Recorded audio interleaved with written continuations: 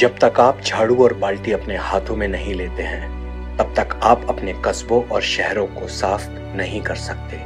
महात्मा गांधी। किसी कस्बे या शहर की नहीं, पर यह सच्ची कहानी है ग्राम मोहिद्दीनपुर की। जनपद मेरठ के इस उन्नत गांव का शरीर सुंदर और मजबूत था। सड़कें, नालियां, पेयजल, सब सुविधाएं थी। नहीं थी तो बस स्वच्छता की आत्मा। ग्राम पंचायत कूड़ा प्रबंधन की चुनौती से जूझ रही थी। गांव की तेज तरक्की के साथ कूड़े के ढेर भी तेजी से बढ़ रहे थे और गांव वासियों का स्वास्थ्य बीमारियों में खो रहा था। आखिर ग्राम पंचायत, ग्राम वासियों और जिला प्रशासन ने इससे निपटने की योजना तैयार की।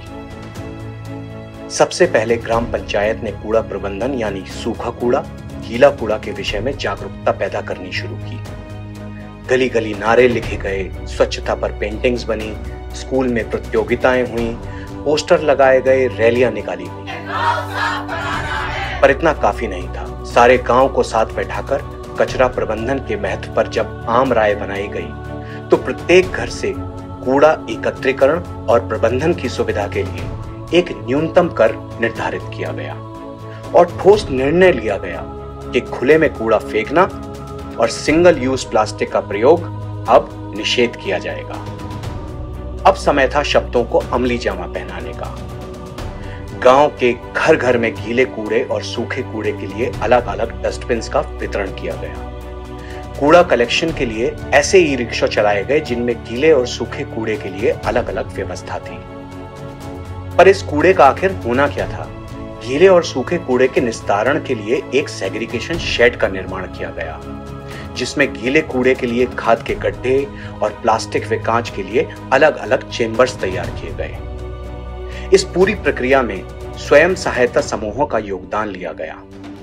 ग्राम पंचायत ने स्वयं सहायता समूह से एकत्रित धनराशि के 50% पर अनुबंध किया और समूह की महिलाओं को कूड़े के सेग्रीगेशन की ट्रेनिंग, ग्लव्स, जूते आदि भी उपलब्ध कराए गए। इनका कार्य था सुनिश्चित करना कि डोर टू डोर कूड़ा कलेक्शन और सेग्रीगेशन के साथ साथ गीले कूड़े से जैविक खाद का निर्माण भी होता रहे। वो कूड़ा जो गांव का बोझ था, अब गांव के लिए पैसे बना रहा था और देश के लिए बिजली।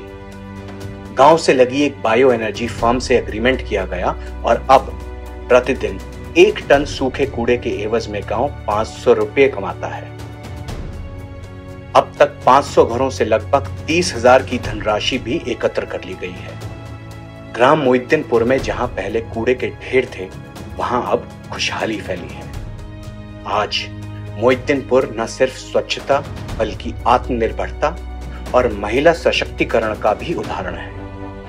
ये गांव माननीय प्रधानमंत्री और माननीय मुख्यमंत्री जी के दिखाए गए मार्ग पर निरंतर अग्रसर है और बढ़ता रहेगा।